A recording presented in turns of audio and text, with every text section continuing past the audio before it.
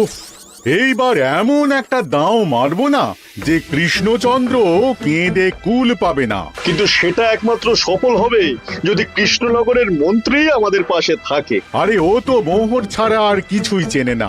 ওকে খবর দিয়েছি এক্ষুনি এলো বলে। রাজামশাই, কৃষ্ণনগরের মন্ত্রী এসেছেন। ওকে ভেতরে পাঠিয়ে দাও।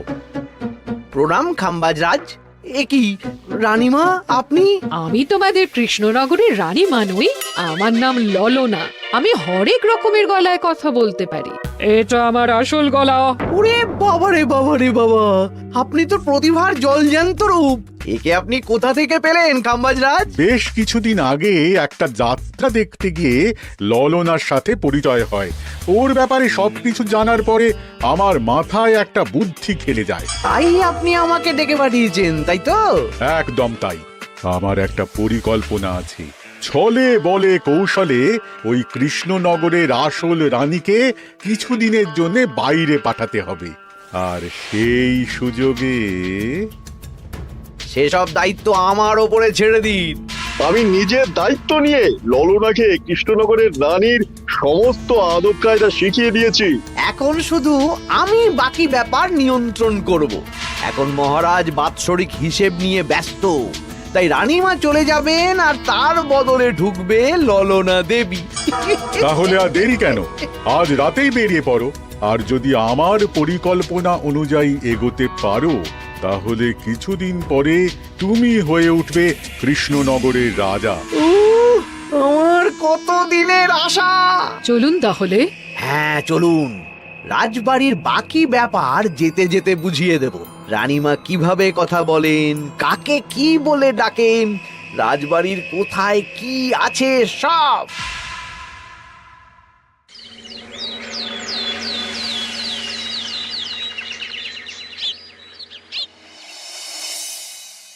কি গো গিন্নি, জ্বরটা নেমেছে? এই জ্বরটা কমেছে, কিন্তু শরীরটা খুব দুর্বল গো।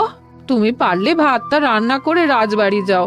আমি বেলার দিকে এই কিছু একটা তরকারি করব। না না গিন্নি, তোমাকে এই শরীরে রান্না করতে হবে না। আমি তরকারির সবজি কুটে রাখছি। হ্যাঁ, ওই পুটির মাকে বলে রাখবো, ও এসে রান্না করে দেবে। তাহলে তো ভালোই হয়। জ্বরে একেবারে শরীরটা দুর্বল করে দিয়েছে গো। হ্যাঁ, তুমি বিশ্রাম নাও গিন্নি, আমি রান্নাঘরে যাই। কি গোপাল আজকে এখনো এলো না? ও কোনোদিন সময় এসেছে মহারাজ? ওকে তাড়িয়ে আপনি একটা কাককে রাজসভায় রাখলেও সে সময়ে আসবে।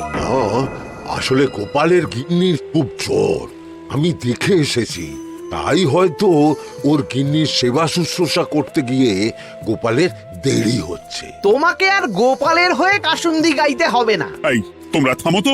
একটু দেরি হয়ে গেল মহারাজ। আসলে গিন্নির খুব জ্বর, তাই কিছুটা রান্না করে এলাম। আচ্ছা আচ্ছা আচ্ছা, তা এখন তোমার গিন্নির শরীর কেমন আছে? আগের থেকে ভালো আছে মহারাজ, জ্বরটা কমেছে, কিন্তু শরীর খুব দুর্বল। বেশ বেশ, একটু যত্নআত্তি করো। যাই হোক, আজকে সারা বছরের খরচের হিসেব আর আগামী অর্থনৈতিক বছরের প্রকল্প নিয়ে আলোচনা হবে। আলোচনা শুরু করা হোক। বিগত অর্থনৈতিক বছরে বিভিন্ন খাতে মোট খরচ হয়েছে 15,700 মোহর, আর বিভিন্ন কর বাবদ উপার্জন হয়েছে 22,000 মোহর। তাহলে তো মহারাজ ভালোই লাভ হয়েছে। এবার আমাদের দিকে একটু নয়ন মেলে তাকালেই হয়। সেসব তো দেখবই, কিন্তু তার আগে আমি মন্ত্রীর সাথে বিগত বছরের সব খরচ নিয়ে হিসেবে বসবো। হ্যাঁ, বেশিরভাগ দায়িত্ব তো মন্ত্রীমশাইয়ের কাঁধেই থাকে, তাই উনি কোনো হিসেবে জল দিয়েছেন কিনা সেটাও পরখ করে নেওয়া যাবে। এত কাজের চাপ যাচ্ছে কদিন, শান্তিতে ঘুমোতেও পাচ্ছি না। মন্ত্রী, তুমি আজ বিকেলে রাজবাড়িতে চলে এসো। বিগত অর্থনৈতিক বছরের হিসেবগুলো একবার দুজনে বসে মিলিয়ে নেব। আচ্ছা মহারাজ, যা করার তাড়াতাড়ি করে নিতে হবে। এখন দেরি করলেই এই বছরের প্রকল্পগুলো শুরু করতে দেরি হয়ে যাবে। মহারাজের জয় হোক। বলো প্রহরী, তুমি কি কিছু বলবে? মহারাজ, একজন কালো চাদর মুড়ি দেওয়ার লোক এলেন আর আমার হাতে এই চিঠিটা ধরিয়ে দিয়ে চলে গেলেন। এই গরমে চাদর মুড়ি? অদ্ভুত লোকটা, কি রে বাবা? সর্বনাশ! কি হলো? তোমাদের রানীমার জ্যাঠামশাই খুব অসুস্থ, তাই পরিবারের সবার সাথে দেখা করতে চান। ও মা গো, আজ সভা এখানেই শেষ। এইবার শুরু হবে আসল খেলা।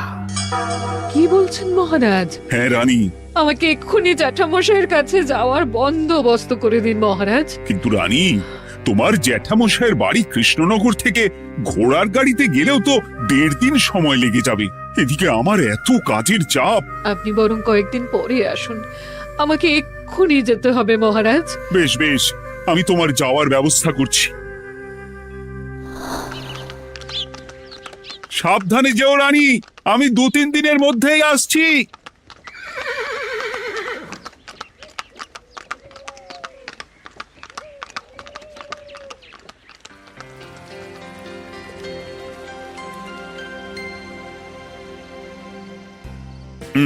মন্ত্রী, বিগত অর্থনৈতিক বছরে আমাদের পাঠশালার উন্নতির জন্য কত খরচ করা হয়েছিল একটু দেখো তো। সব মিলিয়ে মোট 150 মোহর মহারাজ। কিন্তু আমার এখানে তো 170 মোহর দেখাচ্ছে। 170 মোহর? তা কি করে হয়? একই রানীমা, আপনি ঘোড়ার গাড়ি করে গেলেন আর হেঁটে চলে এলেন? সে আমার ব্যক্তিগত ব্যাপার, তুমি তোমার কাজ করো।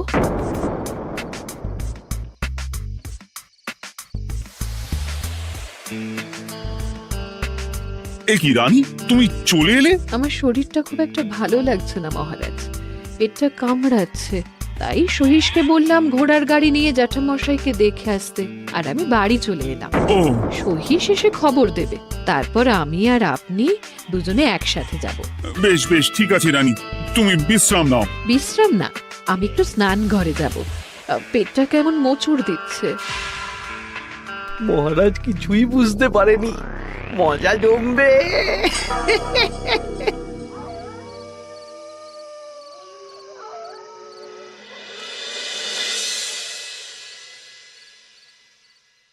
কি রানী, তুমি তোমার সব গয়না গাটি বের করছো কেন? আমার আর এই পুরনো নকশার গয়না পছন্দ নয় মহারাজ, ভাবছি কালকে সকালবেলা এই গয়নাগুলো শ্যাকরাকে দিয়ে শহুরে নকশায় নতুন গয়না বানাবো। কিন্তু এগুলো তো তোমার সবই পছন্দের গয়না। কিন্তু মহারাজ, আমি ভেবে দেখলাম এই গয়নাগুলো সবই বড্ড ভারী গয়না, আমি শহুরে আধুনিক নকশার হালকা গয়না পরবো।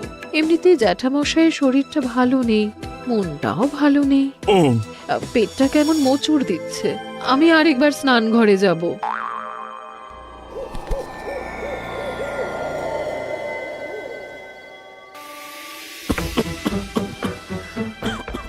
ওই তো মন্ত্রী মশাই এসেছে।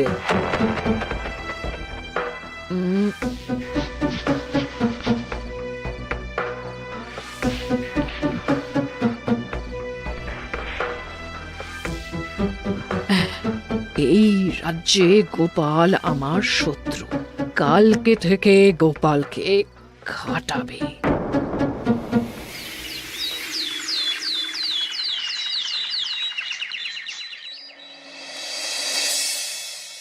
হায় হায় হায়, কি হলো রানী, কি হলো? গতকাল রাতে আমার সমস্ত গয়না চুরি হয়ে গেছে। বলো কি প্রহরী? বলুন মহারাজ। গতকাল রাতে রানীর সব গয়না চুরি হয়ে গেছে। তুমি আরেকজনকে নিয়ে এক্ষুনি খোঁজ করা শুরু করো। যথাজ্ঞা মহারাজ।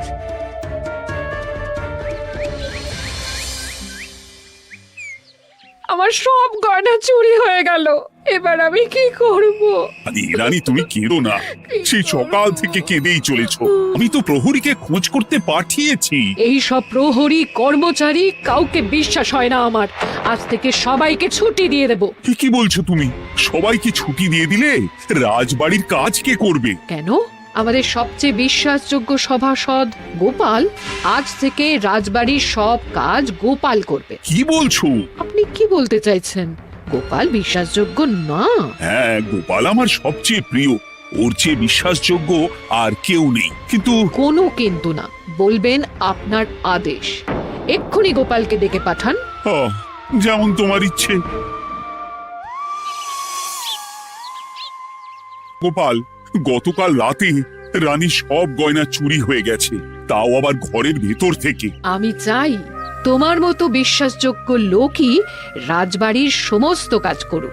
মানেটা ঠিক বুঝতে পারলাম না রানীমা। মানে আমি রাজবাড়ির বেশিরভাগ কর্মচারীকে ছুটি দিয়ে দিচ্ছি, তার বদলে রাজবাড়ির কাজ করবে তুমি। কিন্তু কোনো কিন্তু না। রাজসভার ভাড়ামো অনেক হয়েছে, এবার থেকে তোমার কাজ বাসন মাজা, ঘর মোছা, কাপড় কাচা, পুরো রাজবাড়ি ঝাঁট দিয়ে পরিষ্কার করা। এই সেরেছে। যাও, রান্নাঘর থেকে বাসন নিয়ে পুকুর পাড়ে গিয়ে বাসন মাজবে। এ কি গোপাল, রাজসভা থেকে সোজা পুকুর পাড়ে? এ কি হয়েছে নাকি? খুব হাসি পাচ্ছে না? হাসি তো পাবেই, নতুন রানীমা আসার পরে তোমার এই হাল করে ছেড়ে দিল। নতুন রানীমা? না, আসলে ঘটা বলতে চাইছে রানীমা তোমাকে নতুন চাকরি দিয়ে এই হাল করলো। ও যা হয়েছে ভালো হয়েছে, আমার পেছনে না লেগে নিজের কাজ করুন যান। কোথায় কি বলতে হয় জানিস না নাকি? অভ্যেস নেই তো, তাই মুখ ফসকে বেরিয়ে গেছে।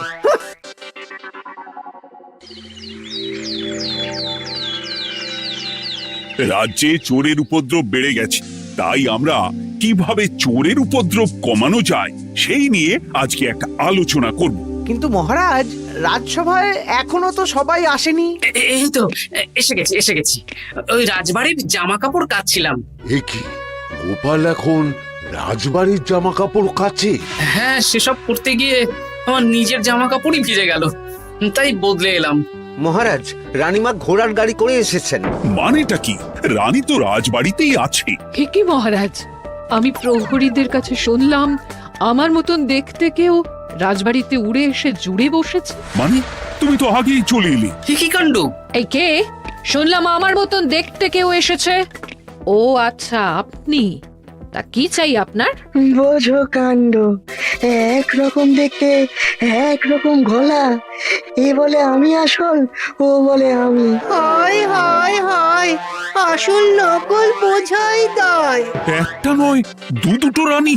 আমার জ্যাঠামশাই একদম সুস্থ।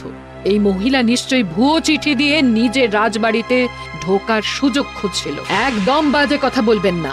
আপনি কে সত্যি করে বলুন। সমস্যা সমস্যা, ঘোর সমস্যা। আমার কোনো পাণ্ডিত্য দিয়ে বুঝতে পারছি না কে আসল আর কে নকল। আমি আসল, বিশ্বাস করুন। আমি তো এই মাত্র এলাম। না, আপনি নকল, আমি আসল। কিভাবে বুঝবো? আমি বলবো মহারাজ, এই যে এই রানী আসল। হ্যাঁ, কিন্তু মন্ত্রীমশাই, আপনি কি করে বুঝলেন? না মানে এই রানীমা তোমার উপরে এত ভরসা করে রাজবাড়ির কাজ করাচ্ছেন, কাউকে বিশ্বাস করেননি, একমাত্র তোমাকে বিশ্বাস করেছেন। এত ভালোবাসা, এত বিশ্বাস কার থাকতে পারে বলো? মানে গোপাল, তুমি রাজবাড়ির কি কাজ করছো? বাসন মাজা, ঘর মোছা, বাগান পরিষ্কার, অনেক কাজ করছি রানীমা। আপনার সব গয়না চুরি হয়ে গেল, তাই কাউকে বিশ্বাস করা যাবে না বলে ওই রানীমা আমাকে কাজে রাখলেন। এই ওই বন্ধ করে একটা উপায় বের করো। বেশ বেশ, আমি ধরে নিচ্ছি দুজনেই আসল। তাই আপনাদের দুজনকে আমি পরীক্ষা নেব, দেখব কে উত্তীর্ণ হন। তাই নাও। আপনারা দুজনেই তো সেনাপতিকে চেনেন, বলুন তো সেনাপতির আসল নাম কি? সনাতন সেন। আচ্ছা, আপনাদের বাপের বাড়ি কোথায়? বিজয়গড়। দূর গড়গড় করে সবই বলে দিচ্ছে। এভাবে হবে না, অন্য কোনো উপায় ভাবো। বেশ, সেনাপতি তলোয়ার দাও তো। দিচ্ছি। এই নিন, এই তলোয়ার দিয়ে মহারাজকে মেরে ফেলুন। আপনাদের মধ্যে কে মারতে চান বলুন। এসব তুমি কি বলছো গোপাল? মহারাজ আমার পতি পরমেশ্বর, ওনাকে আমি মারতে পারি? আমি স্বপ্নেও ভাবতে পারিনি গোপাল তুমি এই জঘন্য কাজ আমাকে করতে বলবে। আমি নিজের প্রাণের আহুতি দিতে পারি, কিন্তু মহারাজের গায়ে একটা আঁচড়ও দিতে পারবো না।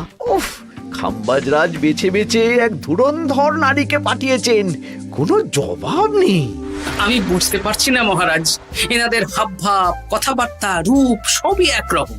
তবে যিনি ঘোড়ার গাড়ি চেপে এখন ফিরলেন, তিনি আসল হলেও হতে পারেন। আমি আসল, বিশ্বাস করুন। বললেই হলো? আসল হলে প্রমাণ করুন। বেশ, আজকে আর মাথায় কিছু আসছে না। আমি কাল আসবো। ততক্ষণ আপনারা দুজনে রাজবাড়ির দুটো ঘরে থাকুন। কি ছকমারিতে পড়লাম রে বাবা।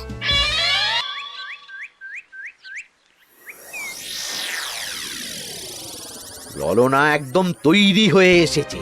দারুণ মজা হচ্ছে বলুন। এবার শুধু একবার আসল রানীকে সরিয়ে ললনা যদি রানী হয়ে যায়, তাহলে রানীর গয়নার মতন সব আমার হাতে চলে আসবে। তারপর কি হবে? তারপর ধীরে ধীরে মহারাজকেও কায়দা করে সরিয়ে দেব, আর খাম্বাজ রাজ আর আমি এই দুজনে মিলে এই রাজ্য চালাবো। কি বুদ্ধি আপনার মাথায়।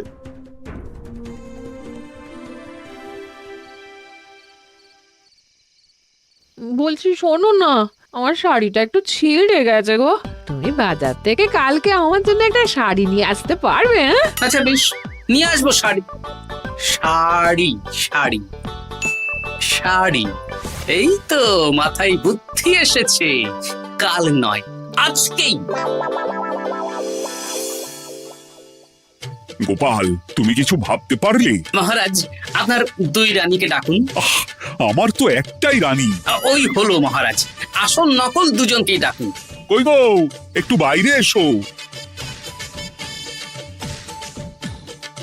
বলুন মহারাজ, আপনি ডাকছেন? আচ্ছা, আমি দুটো শাড়ি নিয়ে এসেছি, লাল শাড়ি আর নীল শাড়ি। এই দুটোই মন্ত্রপুত শাড়ি, এক সিদ্ধ পুরুষ দিয়েছেন। কে তিনি? না, সেসব এখন বলা যাবে না, তবে এই শাড়ি দুটো একটা একটা করে ওনাদের দিয়ে দিন। এবার আমি এই শাড়ির বিশেষত্ব বলি। হ্যাঁ বলো গোপাল, বলো। আপনারা দুজনেই আজ রাতে এই শাড়িটা পরবেন, সারা রাত পরে থাকবেন। এই শাড়িগুলো 12 হাত মাপের শাড়ি। আগামীকাল সূর্যোদয় হওয়ার পরে যার শাড়ি 4 হাত কমবে সেই হবে আসল রানী। আচ্ছা বেশ, তাহলে তোমরা দুজনেই এই শাড়ি পরে থাক। কাল সকাল সকাল রাজসভা বসবে, তখন তোমাদের শাড়ি গোপালের কাছে জমা দিও। আচ্ছা। আমি যে নকল সেটা বুঝতে দেওয়া যাবে না। কি করে এই শাড়িটা 4 হাত কেটে ফেলে ওই দু ফল কাটার ছড়ি কেটে ফেলো। কালকে আবার মজা হবে।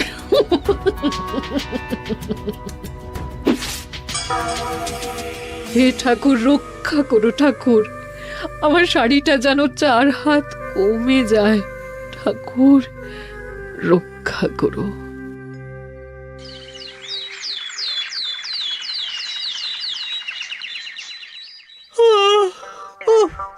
এত সকাল সকাল রাজসভা, দূর, ভালো করে ঘুমটাও হলো না। আমি তো ঘুমোইনি, চিন্তায় ঘুমই আসেনি।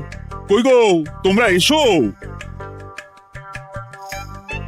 এই নিন আমার শাড়ি, এবার মেপে দেখুন, এটা 4 হাত কমে গেছে। এই দেখুন মহারাজ, বিশ্বাস করুন আমি আসল, কিন্তু এই শাড়িটা সারা রাত পরে থাকা সত্ত্বেও 4 হাত তো দূর, 4 আঙুলও কমেনি।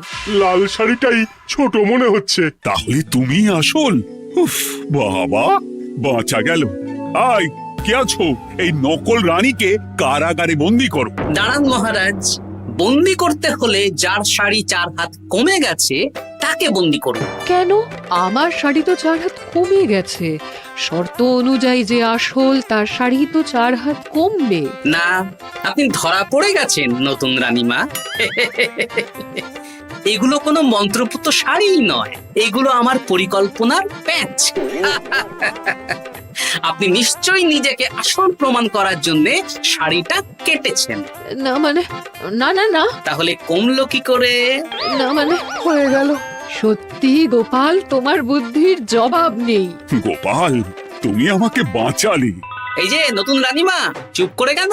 ওকে আমি কারাগারে গিয়ে বেত মারছি, তাহলেই সব বলবে। বল, কে তুই বল। আসলে মানে আমার নাম ললনা, আমি যাত্রাপালা করি, অনেক রকম গলায় কথা বলতে পারি। কদিন আগে খাম্বাজ রাজ আর এই মন্ত্রী মশাই